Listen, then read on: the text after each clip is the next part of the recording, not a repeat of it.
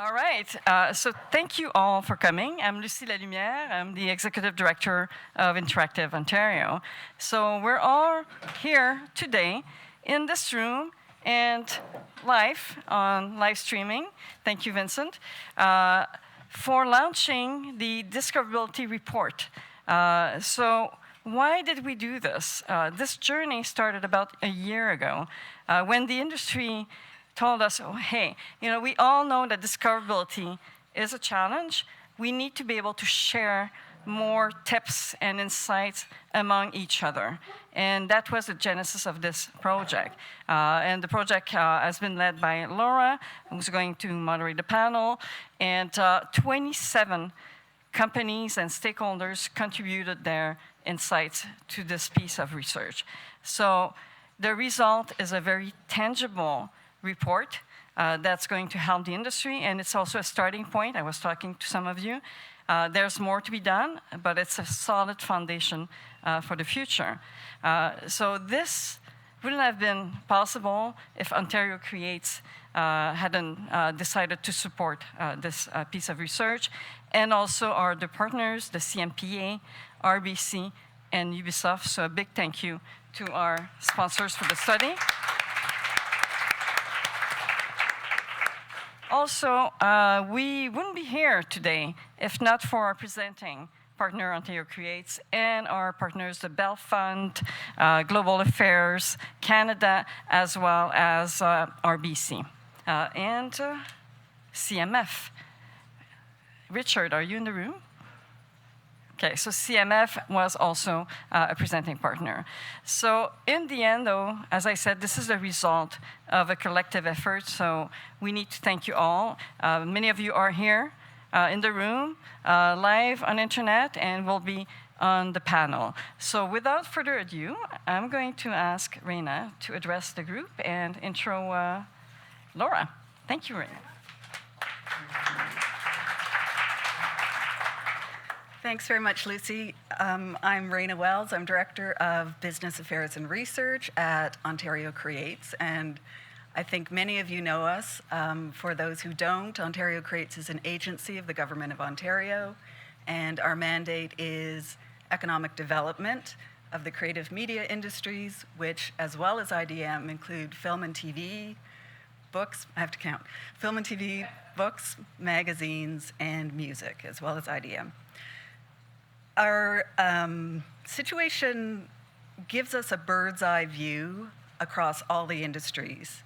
And from that view, we can see the challenges that are common across the industries, and discoverability is one of those.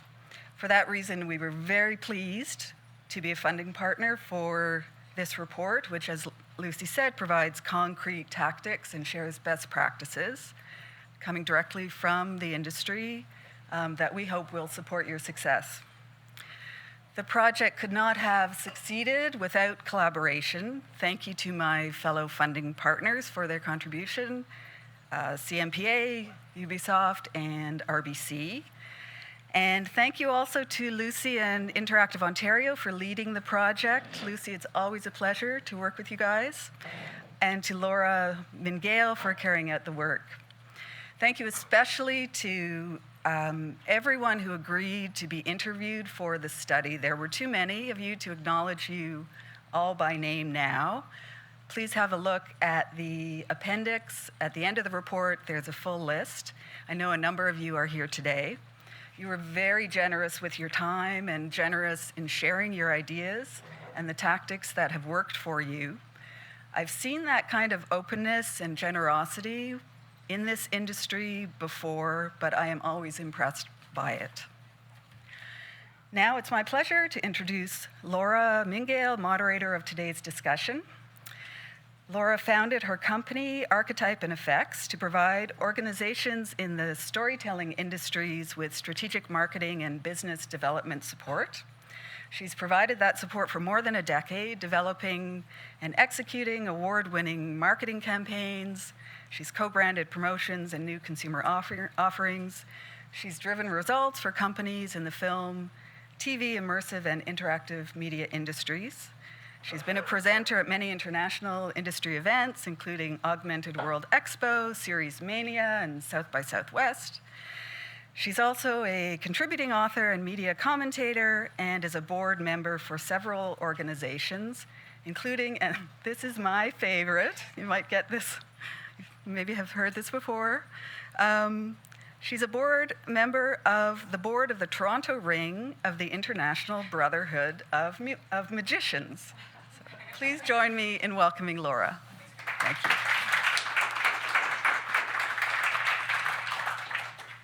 Thank you so much. I have no magic tricks, unfortunately, to perform today, so sorry. I'd love to invite actually the first panel up to join me. Excellent. So, as everyone comes up, just to set the stage for how we're going to do this today, there'll be 3 panels. The panels are themed around key sections in the discoverability report. And we wanted to start with talking about insights. So this panel is focused on insights related to discoverability here. And we have some fantastic people joining us. I'm so appreciative of your time and actually all of the panelists' time here today. Why don't we start with some quick intros? Yannick? Yeah. Hello. Yeah. So I'm Yannick Spagna. I'm a brand director at Ubisoft Toronto. Worked on many games. Been at UB for 18 years, doing many different types of jobs, from operational marketing to business development, editorial, and finally branding within the studio. Hey, my name is Chris Yee, and I started a studio called Yukon Games about 10 years ago with a co-founder of mine. We focused on building games for Facebook and then eventually mobile. And so we've honed in on mobile, where our current titles are Who Wants to Be a Millionaire and Jeopardy World Tour.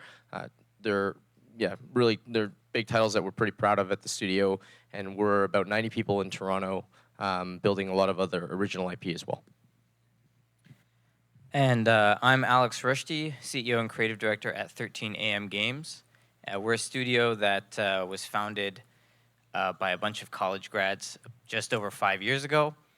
And we work in the console space, so Nintendo Switch, PlayStation 4, Xbox, all that kind of stuff. We are working on our 3rd major title right now, and we're about 12 people. Excellent. So it's a good range in terms of large and small.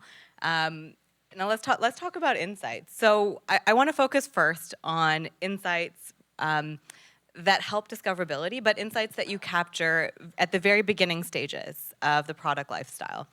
And this is going to be a great conversation, and I also want to let the audience know, feel free to, if you have a burning question, raise your hand, and we can chat with you. And there's also going to be 5 minutes at the very end of the panels to answer questions as well. But why don't we start with Ubisoft? We go into detail in the report in terms of what you do at the very beginning stages. Can you share? Yeah. Actually, you're absolutely right. Discoverability starts right at the beginning of the process, when the game is not barely an ID, when it's a concept. It's pretty important. It's one of the core aspects of my job, is working within the team with creative directors, producers, designers, try to really gauge what they try to build and feed them with many different insights coming from many different sources, whether it's studies, whether it's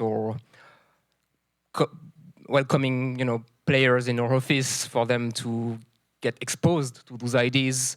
There are many ways, and it's important because it's gonna help the team to focus and streamline their creative vision, so that as a brand director, I could translate it later on a clear, message, positioning, promise. That's going to be very helpful for the 3rd aspect of marketing, which is operational marketing, for them to have a good brand toolkit to work on their 360 marketing campaigns. Right, and what does the process look like for that? At the beginning, the process is very organic. There is no magic tricks, so there are multiple ways. The first one is that there are some studies existing, so it's a good start. There is the internet as well, which is also a good start. At UB we have a department called Consumer and Market Knowledge that are dedicated to that. They are working on delivering the different teams of Ubisoft with market trends, player segmentations, but also more specific studies on the game we have already released and our players, because we have big database of players. So we start from that, and then this is really a good fuel, good food to start conversation when some people are thinking about ideas, thinking about pitches, because you could have a great idea, but that has never been done, just not because of technical reason, but just because it doesn't appeal to anybody. So the idea is really to try to extract what our creative people wants to do, understand it, and then see if there is an opportunity, if there is challenges as well. And once we have identified that, start to gauge and prioritize what could be the audience, why would they be interested, what would be the differentiators that would make our proposal standing out, and how would we communicate it, and with what channel, etc., etc. So it's a very long process, and it starts right at the beginning and normally never ends. Fantastic. And I just want to start, I'm not going to skip, but I'm just going to, for here, just for contrast. So you have, in contrast to Ubisoft, a smaller studio, still small but mighty. How do you look at insights to help with discoverability? Yeah, so for us, when it comes to the games that we want to make, because we're small, we're still afforded the kind of idealistic opportunity to be like, okay, is everyone on the team actually excited about this idea?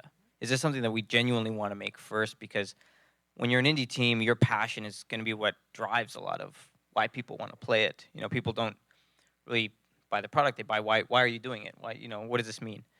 And then beyond that, the next stage we kind of test it against. Okay, well, is there a market for this? And where is the market for this? Where are these people meeting? Where do they talk? What are they looking for? And the other thing is, because we're small, we tend not to do the short announcement to release window. We find that with a smaller company, that's just not going to work. For a bigger company with marketing budgets that are, could fund 6 of our games, sure. For us, it's a matter of finding that audience early and getting them pretty much involved in the development. So, creating a Discord where they can look at early builds, play it, give feedback on character designs, feel like they own part of it. It's kind of adopting the Kickstarter model without doing Kickstarter, That's huge for us. The other thing as well, in terms of how we kind of gauge the discoverability of a product is, can anyone or someone at the team, are they part of that community that we're trying to reach out to? We find that's incredibly valuable, because if none of us are part of the community we're trying to reach out to, it's going to be just more of a challenge for us in general. Fantastic, that's helpful. So Chris, you were humble, you didn't mention this in your intro, but your just 2 games combined have between 2 and 2.5 million unique monthly viewers or players. You've done something right. And your team is absolutely incredible when it comes to discoverability for so many reasons, as are all teams. But tell me a little bit more about how you use insights once a product is close to launch to make sure you're doing the right thing when it comes to creative and those fine-tuning elements for the games. Yeah, absolutely. Well, I mean, first off, to kind of both the commentary, we start pretty early as well. I think, the times when we haven't started early enough, we go back and reflect on that we wish we had started a lot earlier. So we've definitely learned from a lot of failures in those cases. I think once you've had the market validation and you've got sort of the internal validation amongst the team where there's a lot of excitement and energy for a project, and you've sort of moved along through the development phase. And it's never a straight line. It's always kind of ups and downs, because you might start with a premise and you think it's a great idea, but it goes through a lot of different transformations and is incompatible with other ideas you might have or other assumptions you've made.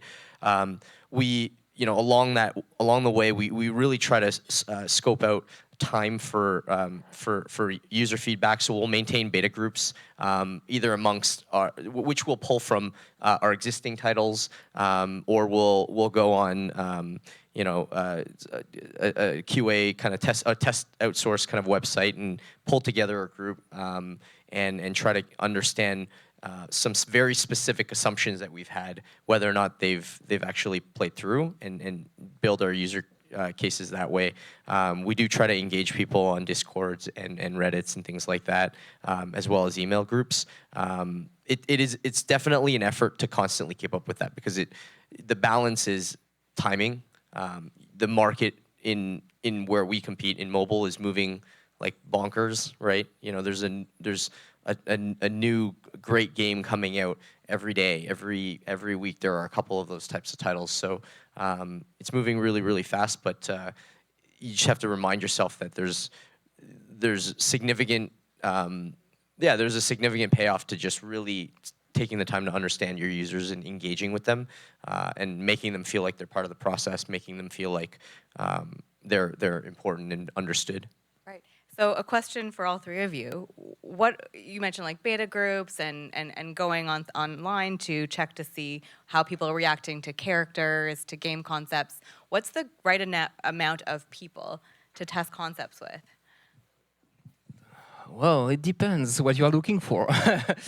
As you mentioned, guys, I think, you're right. When you start to want to refine, it's great to have a significant number. So you talked about the Discord, and you talked about even sometimes, whether it's closed or open, exposing the game to people so that they can play and they can react, and you would have tag in your game so you would understand their behavior. So then you can after ask them why they did that or not did that. So it's one way.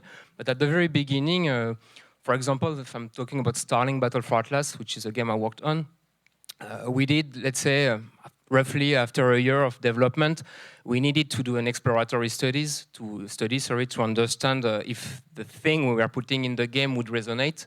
So we did an exploratory here in Toronto, 60 families and their children. We would go there in their apartment and in their house.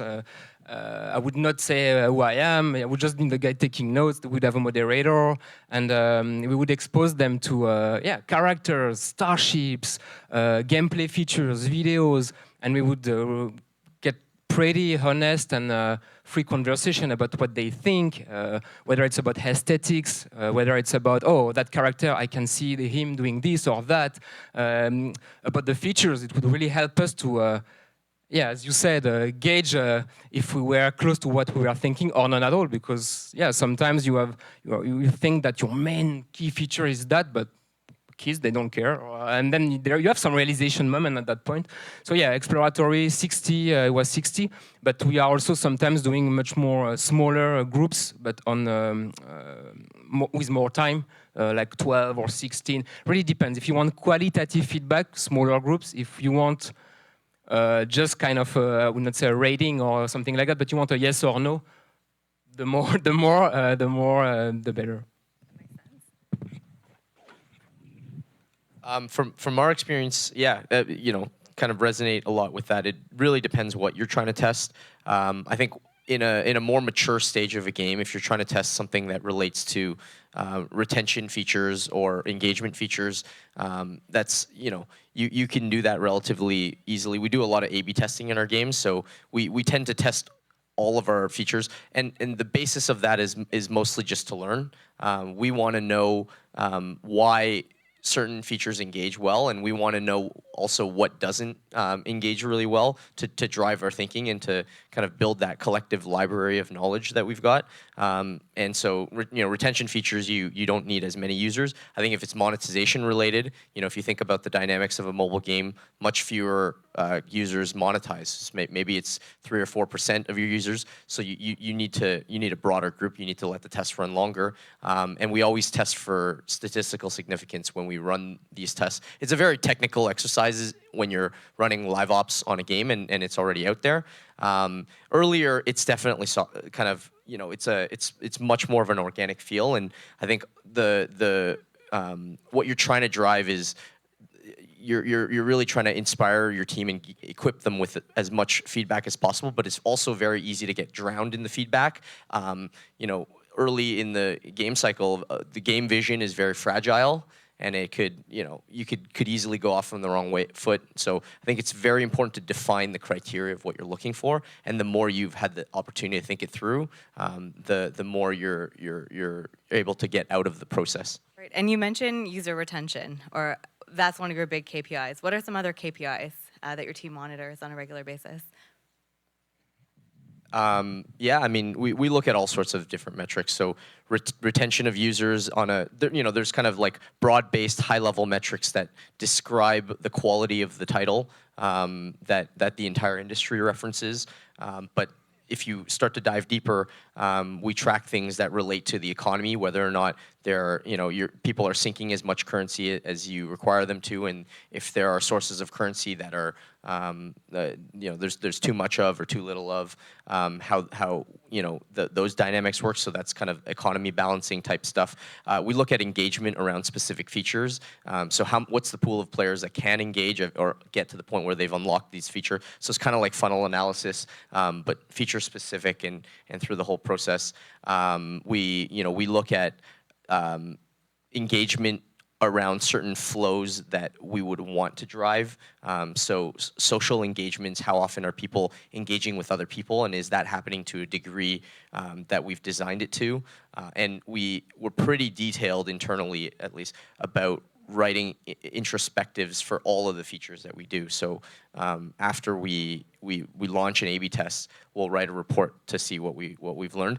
And a lot of the times it's ambiguous. It's really tough to tell. Maybe you don't have enough data. There's something that you're missing. But we try to be diligent about the effort, because when it does pay off, it works really well. And a good example of that is, like, sometimes we'll have to go through 3 versions of a feature to get it right, and that's painful. Like, every version takes a month or 2, but by the time you hit the right version, you've got an insight that can drive the game, that you can sort of ride through the live ops of the game for the next 6 months to a year, and it could become a pretty cornerstone thing as in part of the game. Fantastic.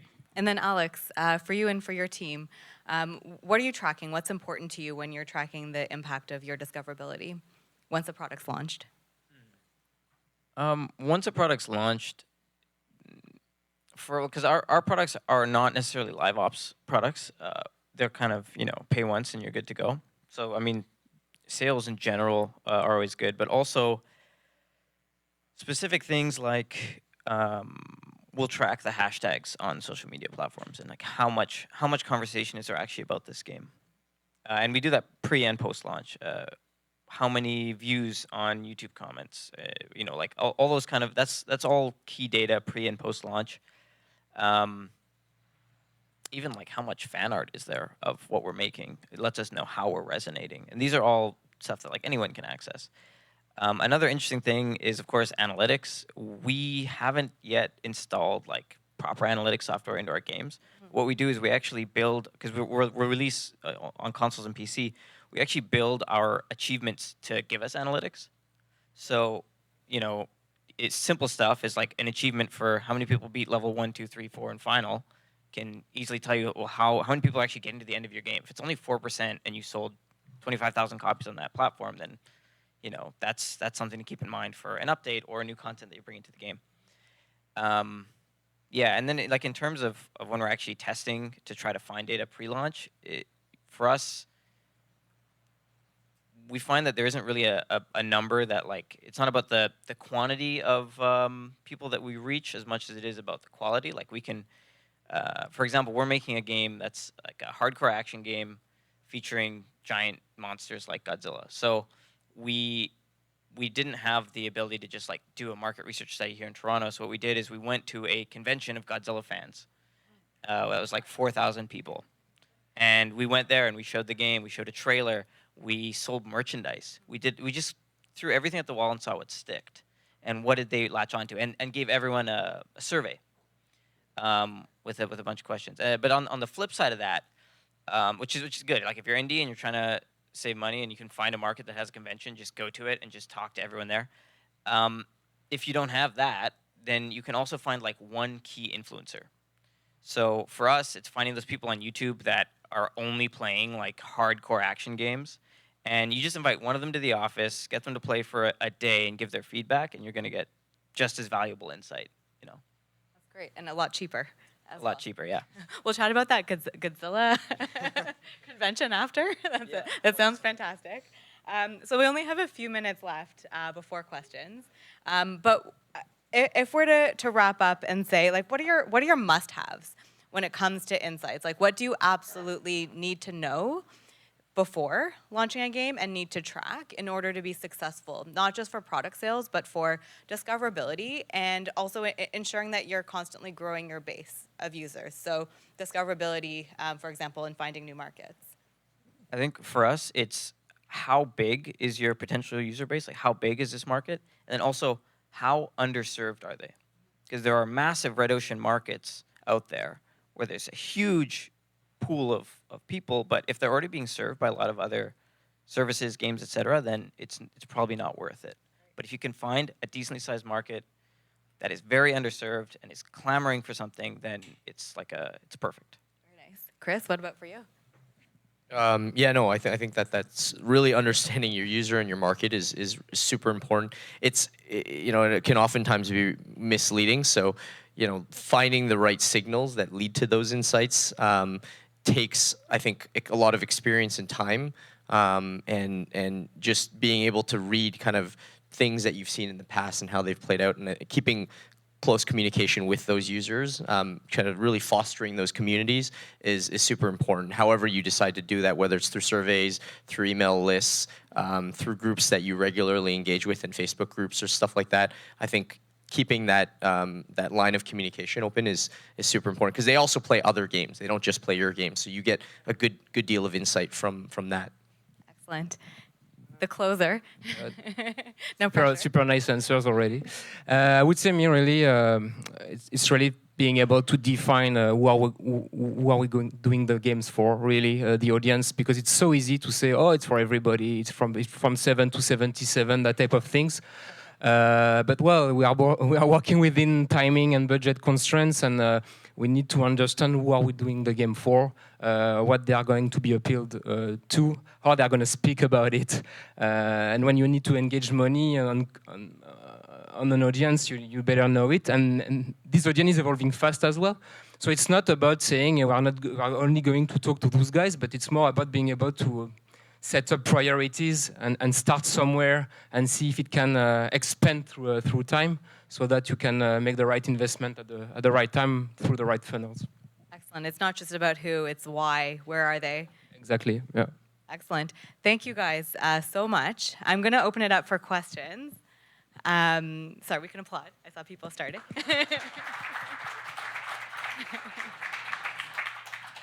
Does anyone have any questions for panel number one? Go ahead. How do you balance between, say, creative vision and that sort of data-driven or market-driven requirements or things that are, you know, you're getting data from your users, but at the same time you still have a creative vision that you want to be authentic to? Laura, did you capture? Oh, yes. So how do you balance, if I'm doing this correctly, how do you balance your creative vision, your team's passion, for example, for a concept, along with insights that you're getting from the marketplace? Yeah, this is a really good question, really insightful. Thanks. I think internally for us, we require that if we're going to start a project, there needs to be a creative vision holder, and that person's pain threshold needs to be very high. In that, after you have that and identify that person, everybody else's job is really to kind of ask a lot of questions and challenge a lot of assumptions. That's sort of how we've looked to balance it. I think if you can move through that phase, you've gotten to a point where you've given yourself a chance at success, and the people that we try to surround that person with are people that are pretty knowledgeable about the market. They have differing perspectives and other opinions, and I think the more yeah, the more discussive we get at that phase, the better the idea is. It really just strengthens things. So it's not an easy process. It's not like, it's super prescriptive. We try to keep it organic, but you need that vision holder, and then you need the people that challenge that vision holder. And I just to comment on that, I think for a studio of our size, as a general rule of thumb for us, if we have an issue where there's what the team wants creatively and what the data says, we'll 9 times out of 10 go with what the team wants. Because for us, carrying that passion through to the product, especially in the indie sphere, is way more valuable than creating something that seems a little more built by committee. And people can really taste that when they play the product. I can add one more thing. Well, I think also it's an iterative process. It's not frozen in time. So there is an idea, there is a passion, there is creativity, and it's a dance. You are getting the data, and data is just an information. It's not good or bad. You are playing with it. You are tweaking the thing. But you're right. If at some point you feel that this is not the game, this is not why you are here, and this is not you are here, but then you decide either to pursue or just to stop it. But it's really, to me, it's a really a combined effort through the course of the development to refine, and sometimes it's just a question of the idea is there, it works, but sometimes it's just the way of expressing it. So maybe sometimes it's just it can be a communication problem outside. So it's just about okay, just changing the key messaging, and maybe suddenly the recipe works. So there is a lot of iterative process. Excellent. And then Deb? Yeah. Is there a formula that you use or an approximation to how much you allocate your budget towards your audience research and your marketing, et cetera? I love that you start early. That's amazing. But is there a formula, a percentage? When I was in school, I was told that there is a formula, and it's 50%. I have never done that in my life. I think we all probably would say we don't have any formula for it. And especially for us, it's finding just the most efficient way possible to reach that. If we could do it without spending a dime, we would do it. But I think that in terms of trying to find a general balance to it, I don't think there's going to be a formula for it, but by looking at your KPIs, you'll be able to judge, are you doing enough or are you doing too little? You look at the litmus test through development. Okay, have we done enough? Have we not done enough? And you'll kind of know and suss it out. And it'll be game by game for sure, product by product. And frankly, I like what you said about the Godzilla stuff, because sometimes it's just it's a guerrilla. You are doing you are using whatever you can to get this data. So yeah, sometimes you are lucky, and there is a study out there, and you have the money to pay for it, and it answers a lot of your questions. But sometimes not at all. When we started on Starlink, we were not at all from the toy industry. We knew how to do video games, but we were not okay. Some of us had kids and had IDs, but well, we went to kids convention. We went to all of this stuff, doing the polls and the surveys, and what's important is always keeping it and doing something of it. What you don't want is investing all this time for this handing up somewhere on your desktop. Looking the evolutions of what you are doing is interesting. Also, I feel there are stuff that are cheap, I believe, some that are less cheap, and this is the combination of all of that helps you to find your own balance and not the 50%, because I agree, same for me. Business school, 50%, no. Excellent. So I wish we can talk a lot longer. This was incredibly insightful. See what I did there? I thank you so much for your time. We're going to go to the next panel. So thank you guys again.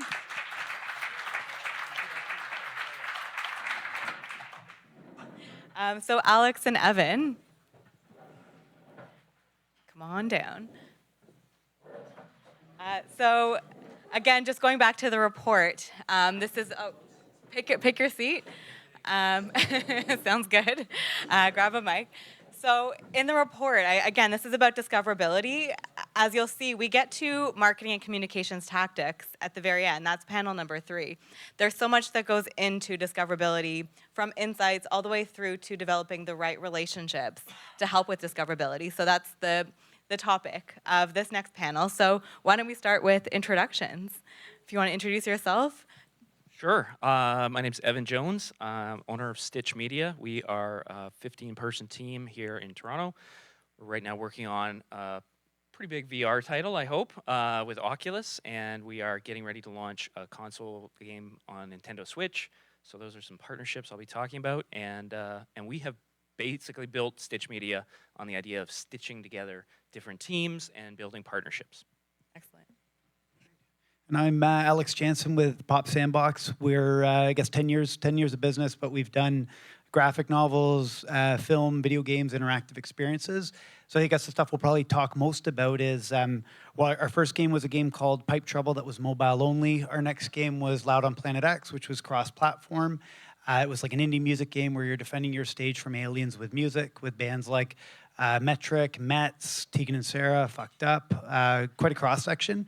And then most recently we're doing On Foot, which is a self-guided walking tour app with AR, augmented reality, virtual reality components within it. You guys just listed 5 or 6 different hardware platforms that you've developed for, which is why I wanted you on this panel, because all of those hardware platforms then come with different stores, in many cases, where consumers are then going to discover your product, or they're going because they've already discovered your products and they want to buy. Can you tell me more with what you can share? I know Oculus is coming, but tell me more about the type of relationships that you've developed. Let's start with hardware partners and store platforms. Like, how did those come about? There's few people that lead discussions on the biz dev side, for example, with the hardware platforms and stores, but you've been able to navigate a way to develop relationships with them. How did that happen? So there are tons of different storefronts. That's a big challenge, but they also see that as a challenge because your attention is getting split between all these different locations. The iOS store, app store is competing with the Oculus store, for example. And so they also want something out of this relationship, which is they want to have stronger offerings. They want to constantly be, and so you come at the conversation knowing that this is not just, you're not coming as a beggar to the whole thing and saying like, please, I just want to make my game.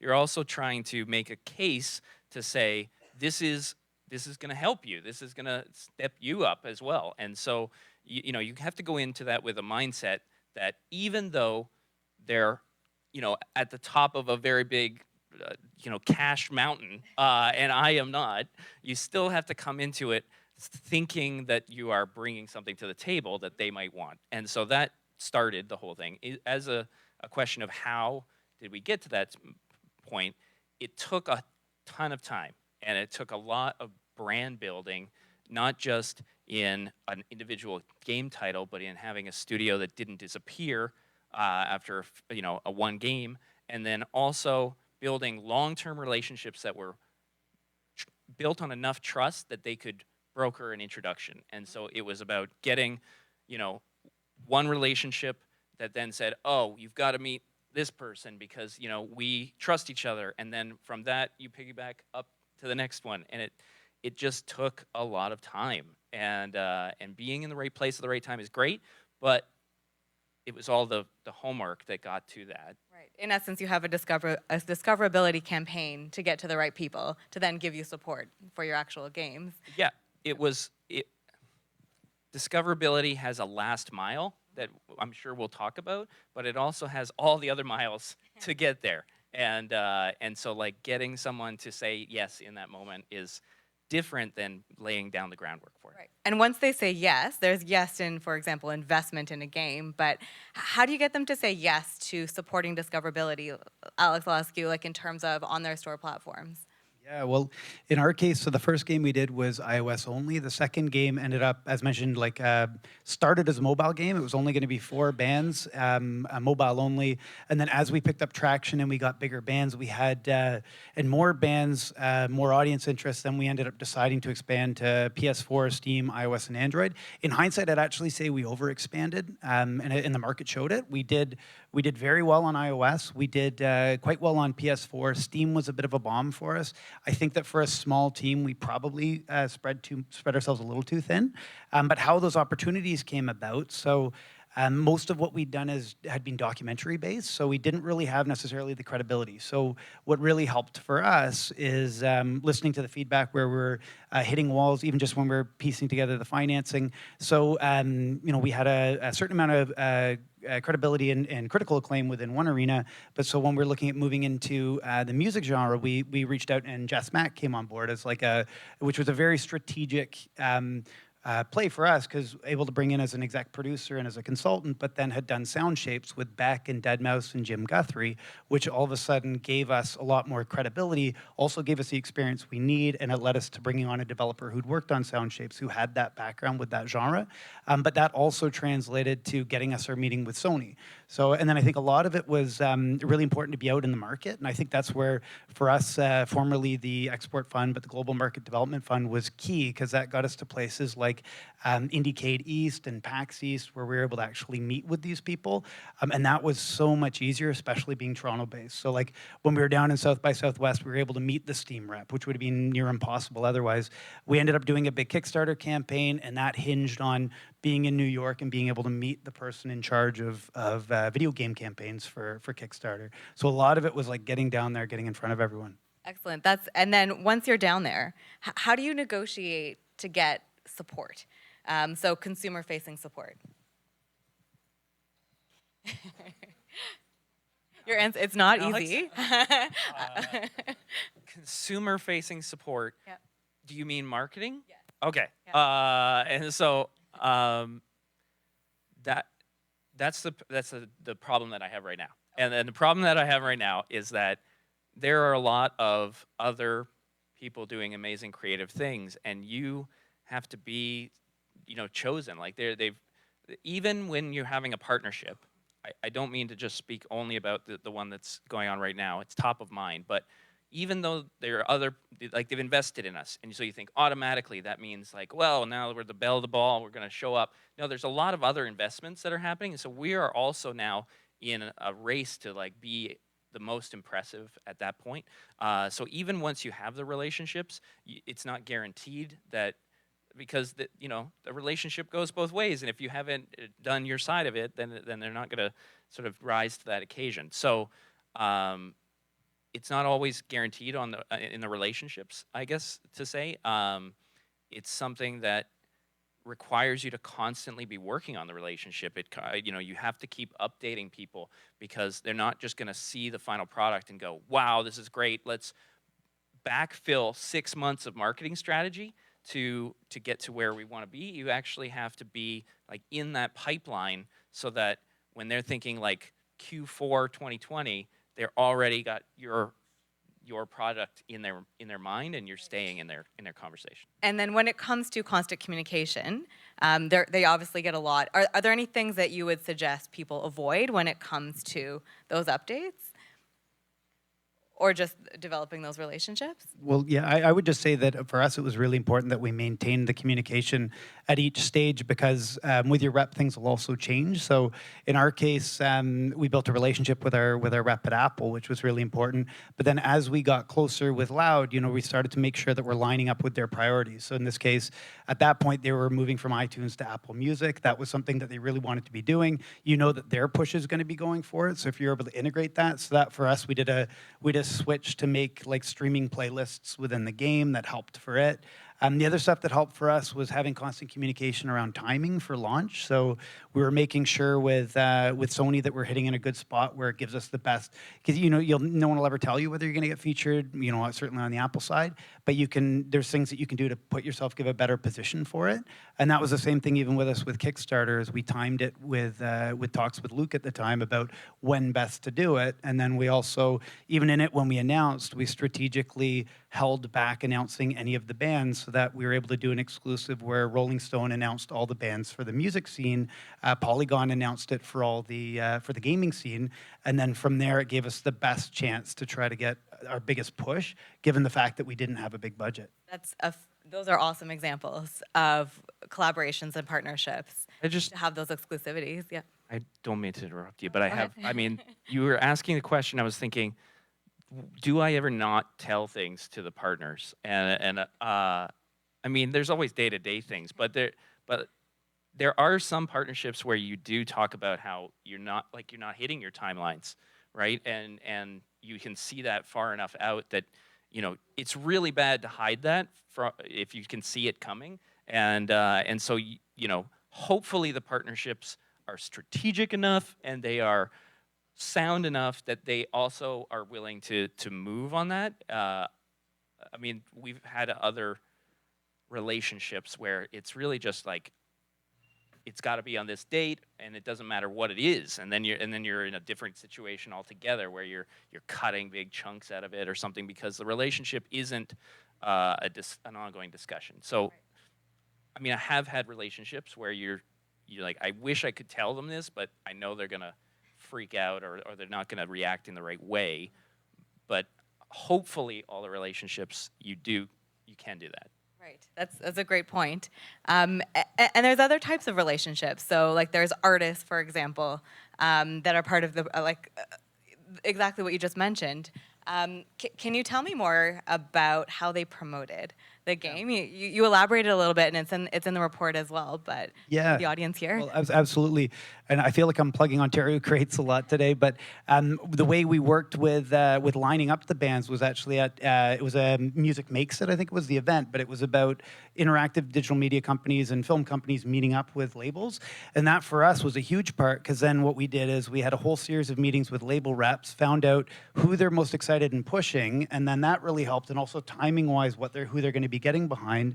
And the other thing we looked at is looking at artists who are really crossover or really into gaming. Like you couldn't find a bigger music fan or a gaming fan than Lights. There's a avid gamer, or like Mets have done score on Grand Theft Auto 5, Red Dead Redemption 2. We had Cadence Weapon, who's also like another avid gamer, and so we were looking for bands who are also bands and labels that are going to help us push. And so that was really important for us, is kind of curating the list, working with bands that want to be promoting, because again, we didn't have a built-in audience of our own, so we were looking and leaning on to that. So we were expecting, and it was a huge thing, like Tegan and Sarah during the middle of our Kickstarter campaign, we did signed prints with them in the game style, and their tweet just, you could immediately see the crossover. And then what eventually allowed us to do is we would track how many fans for each of the bands, and then we eventually switched our whole strategy because we got to the point that there was 5 million fans across the bands, so we moved from essentially trying to capture a wider demographic into really just making a game for the super fans. And that was based more on like talks with investors, but the idea that if you can convert 1 to 3% of your super fans, which is a pretty good metric, well then we're in a spot where with a small enough team, a small enough budget, that makes total financial sense. So then it ended up becoming less about trying to expand and capture a really wide audience and more about making the best game for them, and even tailoring our social media campaign to their fan base. That's so interesting. And I have a question for Alex. Who was the first band? How did they come on? Yeah, so the first band, I also swearing again, but Fucked Up, and they're a great band who are really involved in the art scene in Toronto, and so they scored. Well, they were fans of we did a graphic novel called Kank. We had like mutual admiration through that. They ended up scoring. Mike and Jonah scored on Pipe Trouble. And then it organically grew from there. They were the first band on board for Loud, but then Mike had produced some early Austra, and then that led to July Talk. And then actually another huge push for us was Brendan Canning, who's just one of the nicest guys you could get, who did some original score for us from Broken Social Scene. But then he did an introduction to Metric, and then it's kind of a snowball as it went through. It's like it started to validate. I'm going to put you on the spot now. When it comes to relationships like with publishers, are you open to talking about any upcoming relationships or distributors and how you're working with them? I mean, it's pitching season coming up. Okay. What we're preparing is the pitches. So We don't currently have a publisher attached to the project or the other project, but we want very much to have a publisher involved. So Live stream. you're out there. The tricky part is like where the publisher gets involved because there's so many different publishers, and the trend that has been mind-blowing to me lately is that there are some hit video game creators who have immediately become publishers, and that they've said, I have enough of fan credibility that the next game that I anoint will be successful because of my reputation. And so there's a certain moment where it's like, once you get your hit game, you should stop making games.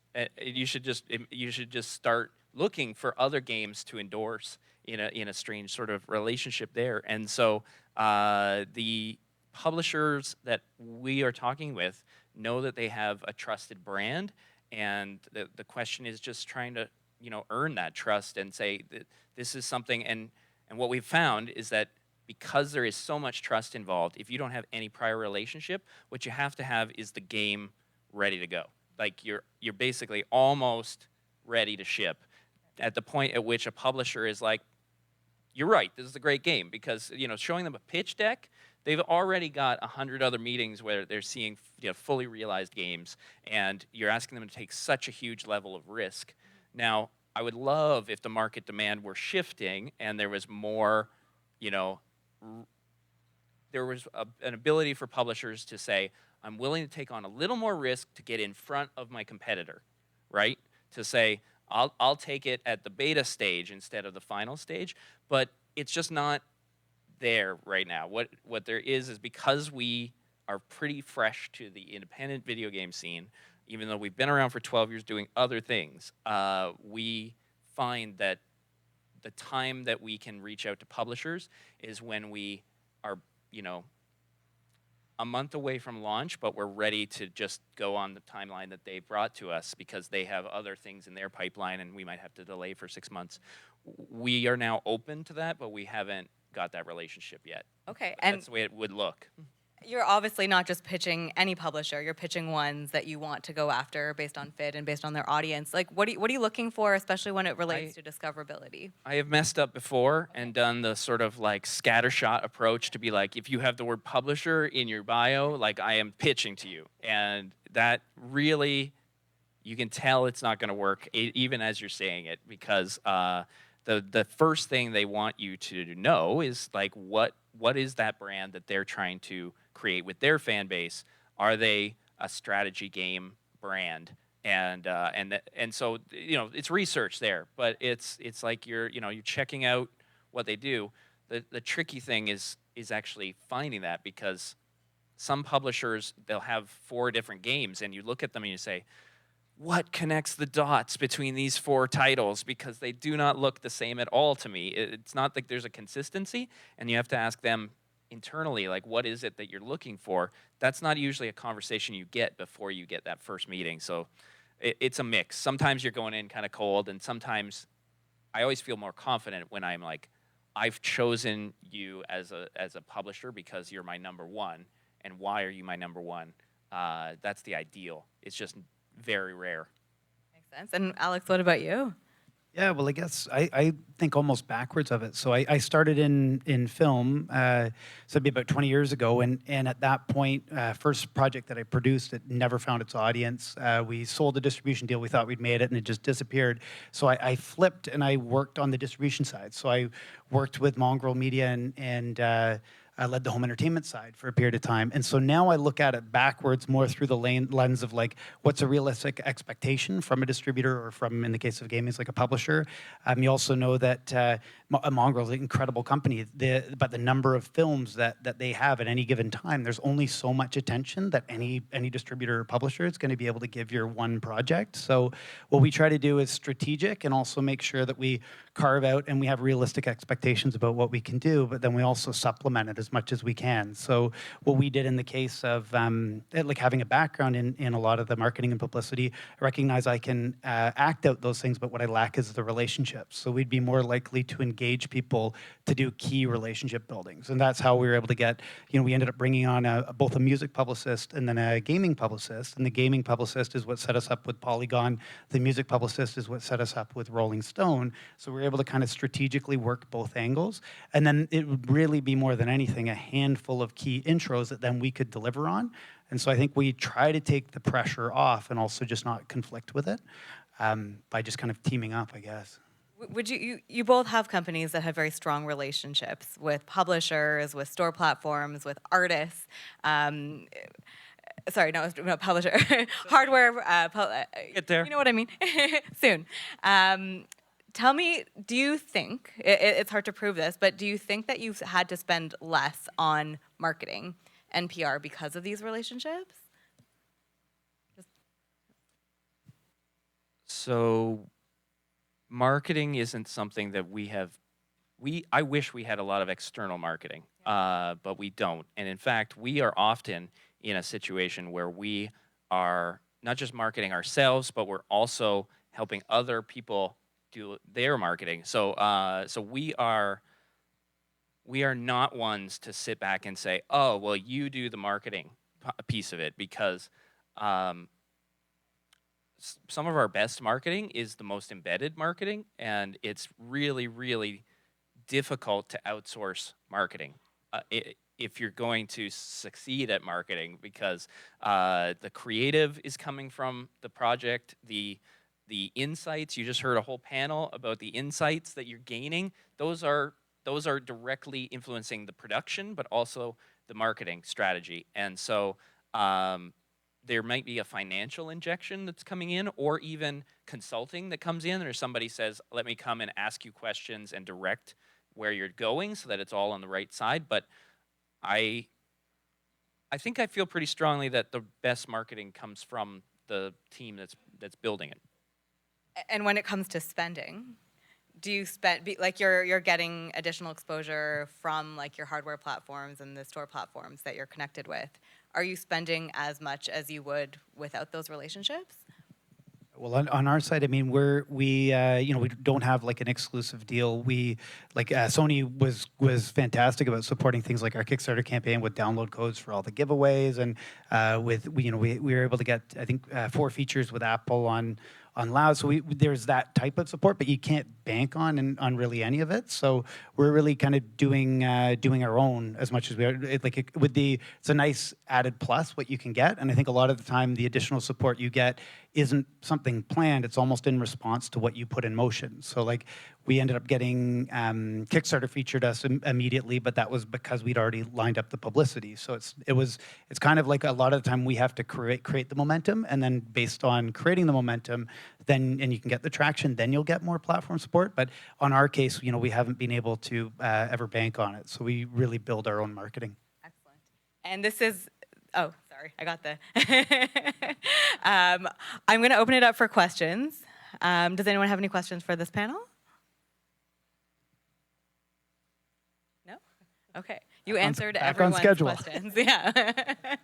Amazing. Thank you guys so much. Thanks a lot. Excellent. Panel 3, come on down. So this panel is all about yeah.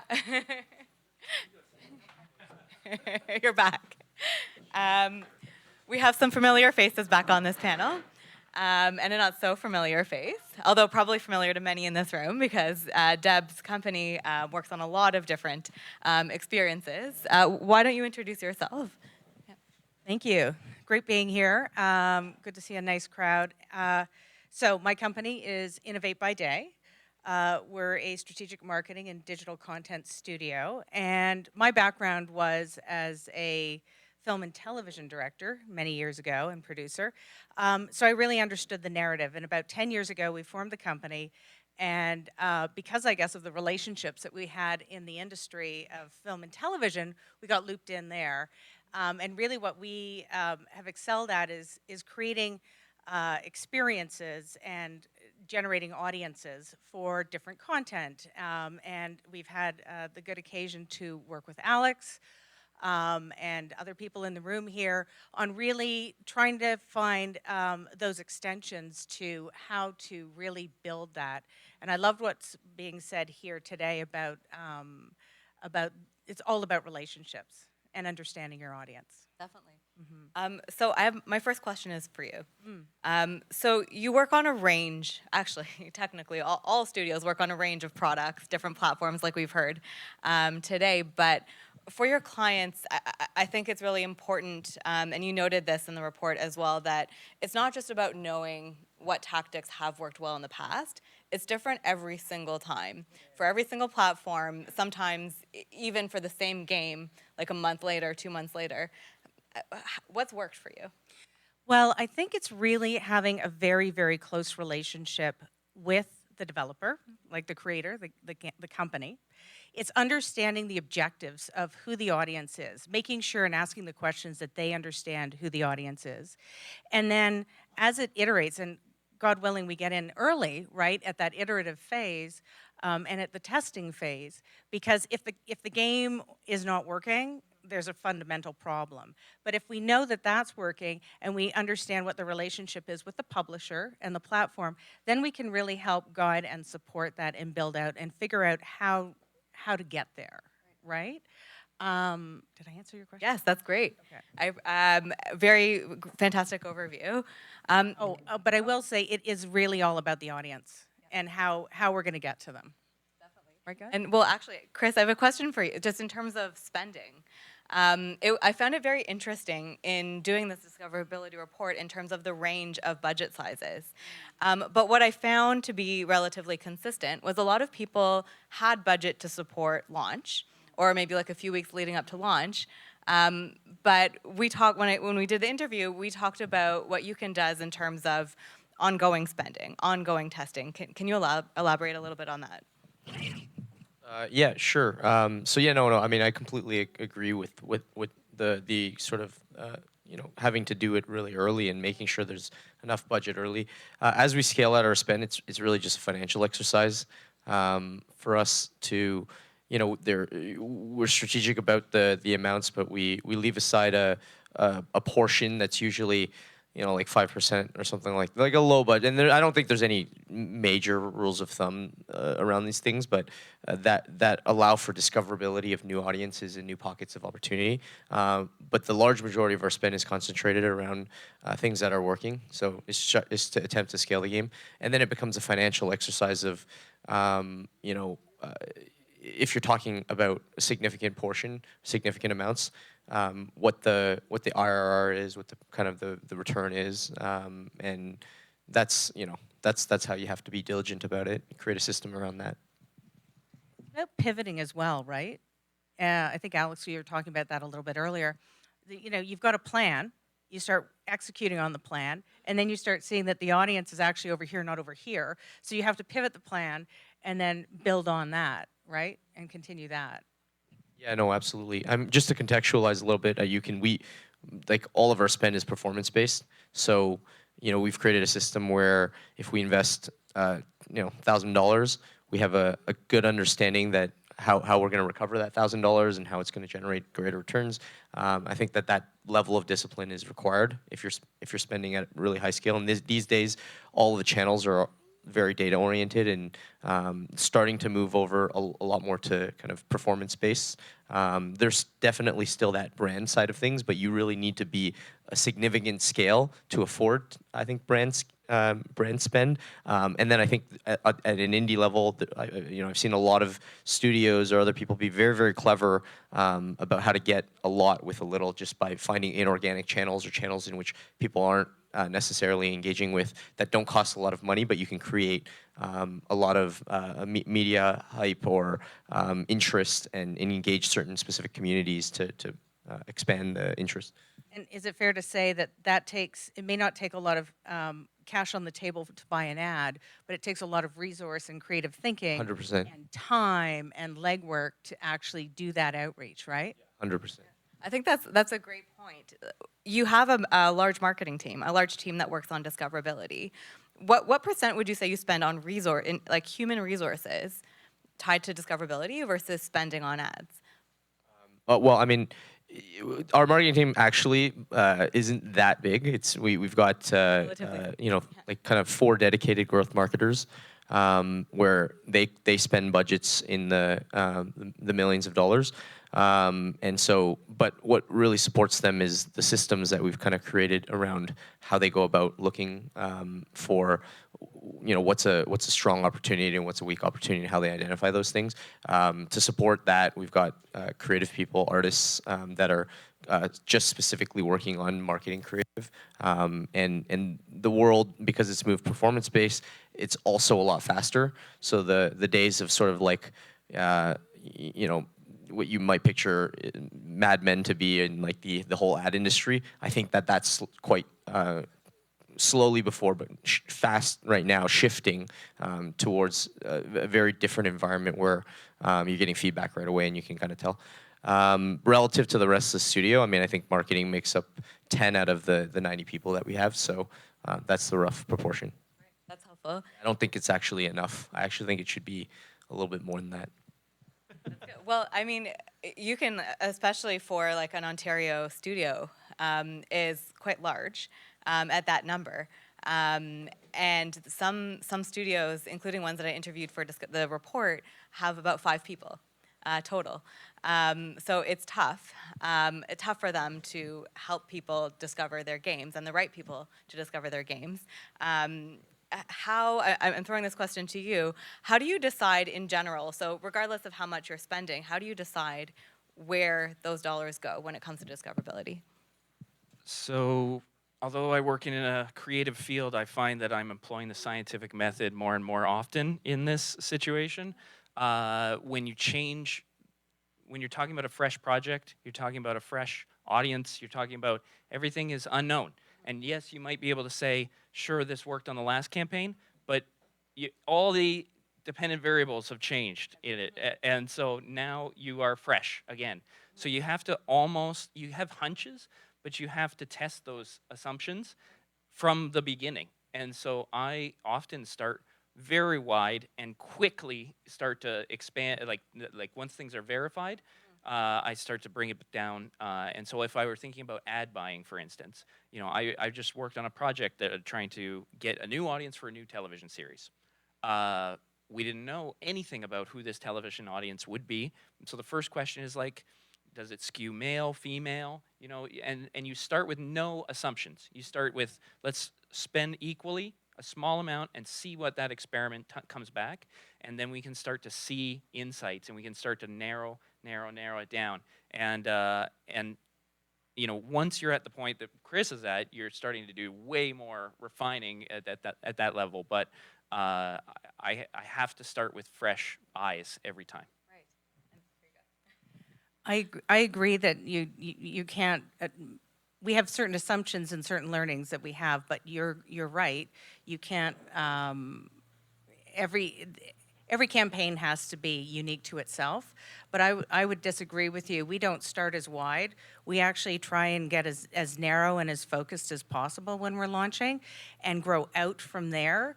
And test, because the more laser focused that we can be in understanding who the audience is that we're trying to reach, we found is the better way to spend and build out. That's just been our experience generally. And then, so a question for you, Chris. Your team does a lot of like paid performance marketing tactics, but you also put on events. For example, can you elaborate on some maybe lower cost but still high performance tactics that your team does? Do you mean like events in the games kind of thing? in-game Yeah. events, So, I mean, I think it's par for the course with mobile these days, where live ops is a really big part of what we do. We look at our games not just as products, and we've always been oriented this way in the sense that we've never sold premium games. We've always been free to play. So that started on Facebook and then it moved to mobile.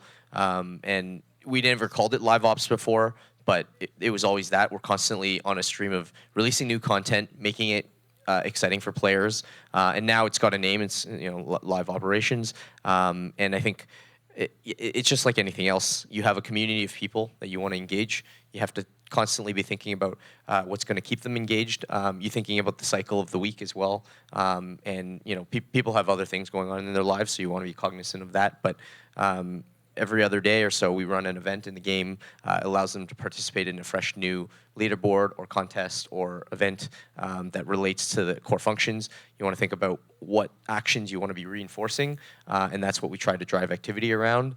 And then that, we cycle that along with sales and other things, and that's what just keeps the product engaging, and that's just a core competency that we've had to build up. And you do that by region as well. We definitely do think about the regions, in particular with trivia, which is harder to localize because there's a lot of content and there's also a lot of cultural implications. With Who Wants to Be a Millionaire and Jeopardy, we've been fortunate to get all the content from the shows, but we've had to find ways to make it relevant in different places. So we do try to think about that. It does become pretty complex and a lot to manage.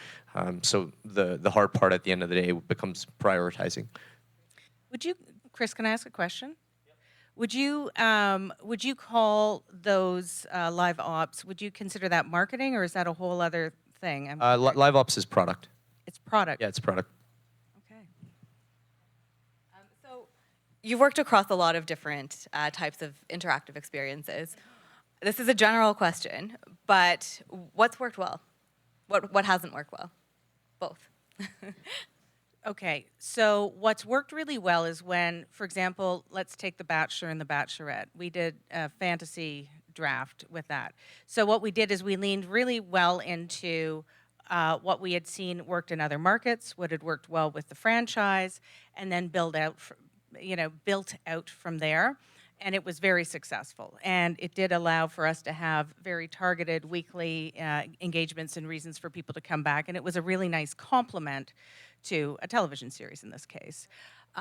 When it has not worked is when we haven't had enough time being embedded with the company, true fact, no, but and understanding really who we're trying to reach and being in agreement. Where we've had the best experience is when the developer is understanding that they have a great relationship with the platform, and maybe even better is when they have some audience, right, from other things that they've done that we can then build out to. Right. Oh, go ahead. Well, I mean, I just actually have a follow-up question for you, Deb, around that. From our perspective, I think the medium of interactive just media is starting to kind of merge and blur in interesting ways. I mean, there's defined categories like TV and movies and games, and they've all had their buckets, but the lines are definitely starting to merge a little bit. TV's starting to move into more interactive, Yep. let's say. Games are experimenting with more narrative and things of that nature. How do you see that playing out? How do you get an edge or ahead on that for, when you're advising different game clients and how to think about that? Well, I really, I'm actually excited about it because, when we first started, it was all transmedia is what we were doing. And then that went away. Social media wasn't a thing. And then now social media is a thing. I was all about the social media. I was like, I don't care about the technology. I care about how do I reach the audience. So it's been a really interesting evolution, and that's a great question.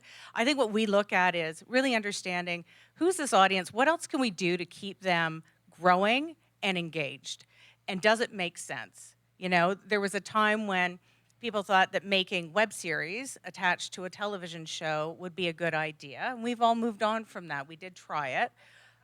Okay, some good laughs in the back. But now what we're really trying to do is really understand when it makes sense to have the game attached to the television show, or to go to the game company and say, you know what, is there something new and bigger that we can do that's going to allow for sustainability, growth, partners, money? Does that answer your question, Chris? Yeah, no, definitely. But I'm happy to see it's coming back, honestly, and I do think that we have to always be thinking globally, right? I mean, that's really where we're focused, is thinking globally. Well, it's interesting. There's actually a handful of examples in the report about studios that thought, like they went after like certain regions, certain targets and audiences, but then they started to use analytics to look at the store platforms to say, hey, like this is actually naturally picking up within Japan, for example. So let's figure out what will make it work even harder and discover and support discoverability even better. Obviously, there's like regionality in terms of language there as well, but there's the opportunity to think locally and then act globally. Right. I mean, that's for us the reason why we have guesses about where we think that our audience is. Like our insights are insights, but the testing of them is what challenges those constantly. And that's why we do cast a wide net, because we're not willing to accept that we're right all the time. Right. And sometimes that we go down this path where we see something happen in Japan that is totally unexpected. And it's just, we did not anticipate it. And you're right, you do lean into those if they exist. You wish that they happen, because it means that, you know, the person that you thought was going to be the target, there's somebody even more the target. And then you're like, that's a great happy accident to have. And we just try to seek them out. But it's part of, I mean, it's an iterative thing too. Like sometimes if you're on top of it, you can get those lessons earlier than just being like, oh, we built this whole thing thinking it was for this, and now it's turning out for that. That should be happening partway through the project if you're doing it. Well, it's funny, you know, because it's complex. It's actually really complex, and it does have to be iterative. And you know, when people finish production on something, they think, okay, well, that's it, we're moving on. And you know, we've been brought in from, you know, the genesis to then through production to then through launch and then continuing it. And we're just like, we're just starting here, like, because it really does require that reflection back on everything. I love what you're saying, Chris, about how you're able to tie the spends back to the ROIs and then build out from there. I'd love a whole session just on that, frankly. The next Just iLunch, maybe. Quickly, I mean, the thing I think that the systems aren't really in place for there to be live ops in other industries, but there should be. Yes. Because having like a television series with live ops would be brilliant. But there has been some examples of it, and I've been on like cross-country tours with networks and things. They kill, especially if you go to regions where there isn't a lot happening. The Eden Center is not the place you want to go to do it, in my opinion, but if you go to areas and cities where there aren't a lot of other events happening, or who was talking about going to the gorilla, right, there we go, going to the gorilla event, right? That's where you can really, you're talking to the audience, and they're hungry for it. Excellent. So we only have a few minutes left. Again, this could go on a lot more to get even more insights, and I so appreciate your time and your time again, both of you, to join this panel. Are there any questions for the panel here? Can I add one more thought? Oh, yes, go ahead. Can I add one more thought, Suze? Just the other thing you have to remember is there's the organic and the grassroots and the email, et cetera, and then there's always the paid. I just have to put that in there. We have to do paid is important. Paid is critical. Absolutely. Yep. So, hi, I'm Danny, Dr. Ontario Creates Communications. Great panel, thanks everybody. This may be a longer than a quick question for others. I'm wondering, like, when we promote film, television, music, books, whatever, we do our social media thing, we do our traditional media thing, then we put our traditional media onto social media. Is that the same with gaming? Or is there like another world out there that I'm just oblivious to? So what, in general, what works on social for gaming? Yeah.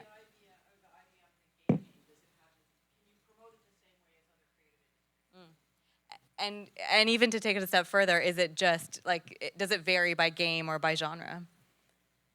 Yeah, I mean, I think it definitely varies. There's like with the big games out there, a lot of them are spending like really significant, you know, upwards of kind of 6 or 7 figures a day in advertising on Facebook or on Instagram or whatever. So like that's, you know, when you look at a Candy Crush They're making a couple $1 million a day, but they're spending a couple $1 million a day as well. And that's just what it takes. So that's the paid portion. I think the organic portion, if you're at that scale, paid sort of trumps the organic portion a bit. But the organic portion, a lot of that happens up front. It happens in how you think about your product, how you've designed things, how you've built into the core product the natural social ness of the product. So does it encourage, does the experience get better if you're playing with your friends? We've seen a lot of that just as game developers ourselves and in the studio. When there's a title out there that's really well designed, it spreads like wildfire and it distracts everybody from doing their jobs. So like it's certainly there, and I think that that's actually where you can get a lot of value if you're thoughtful. One of the lessons I took away from an earlier panel, I think Alex was talking about getting really embedded in a community, and about how if you want to be marketing with someone, you have to also be in their world. And so the gamer communities that exist, yes, they do exist on other platforms. Like you could just list off platforms like Discord or something, but that's just a platform. It's actually a subset of that. It's actually like who are the influencers, who are the tastemakers, and not just saying, okay, well, there's an influencer, I'll buy them. It's like, no, I'm gonna have to find out who they are. I'm gonna have to think of, are we influencers in this space? And so it's not an easy thing to say, like, yes, the traditional model works over here, because what we're seeing, what I'm seeing, and I think Alex spoke to it well, was the idea that every different community is different in the way that they're made up, and you have to be part of it to understand how they communicate. Yeah, no, I think that that's completely true. That's where you find pockets of interesting opportunities, like where nobody else is looking, but you're paying particular attention. That's when you can create a real connection with that community that gives you an advantage over all the other companies that are in the space. It may even inspire you to form your next game as well, based on what's being uncovered. 100% Yep. in the conversations. Yep. Oh, Lucy? What do we need as an industry to become better at discoverability? It's a big question. Yeah. Okay, I'll give you my answer. I think that studies like this are helpful. I think forums like this where we exchange how we're doing it, very helpful to hear. Did I take your answer? No, because we do need to exchange how it's working, because we have to learn from our errors. And congratulations to those who have been successful. And there's a lot of people who want to be successful, but we need to continue that learning and that growth. And it is all also about relationships with we have to build our companies. Like each of these companies who've been successful have a direct relationship with their users and their clients, and that's critical. They also have the relationships with their publishers. So that's also really important. I'll say exactly what Deb said again. It's as one of the, I still think we're one of the smaller fish, sort of looking up at the bigger pond, and I think the thing I wish we could do is help each other more, and that's like we all are building these relationships, and we're all in our own silos looking at each other as competition, and saying, you know, I'm gonna step on Chris so that I can get my deal or something. But like actually, all of the sort of collective creative power that's going on in this region is something that could amplify each other. And some of the things, like for instance, Ontario Creates is an incredible source of a lot of creative projects, and the Canada Media Fund and all the people who have been supportive of this panel. One of the things that we've come from a model of really independent production, and everybody is sort of an island in that. And I think there could be a way that we could actually pool some resources together in some relationship building. I also think that thank God for tax credits, because that has given us the additional infrastructure and ability to reinvest in our companies and in development, and that's critical. Yeah, I mean, so the one thing that I've learned is we started out 10 years ago. We were making mid-core games, I guess strategy kind of role-playing games, and then we switched over and we were making a bunch of other different types of mid-core games. And then we did a bingo game. It's like we were kind of all over the map. We went through a phase in the company where we essentially just stopped doing everything else and did bingo. And through that process, we were able to scale bingo to a top grossing bingo game in that category. We became experts. We started realizing we actually didn't know that much about bingo. You know, I mean, to be honest, at the time, we were a bunch of predominantly men making a game for a predominantly female audience where we thought we had some understanding or some insight. We very quickly were humbled and realized we didn't know anything. And so just focus is something that I continue to kind of reinforce. And I think for all the different companies out there, there's a lot of people doing a lot of things. It's easy to get distracted and think about what's greener on the other side. So I think if you become an expert at the market that you're focused in on or the types of products that you're building, that will go a long way because we're competing on a global scale these days, right? Yeah. Great answers. Thank you. So thank you again. Applause for all the panelists.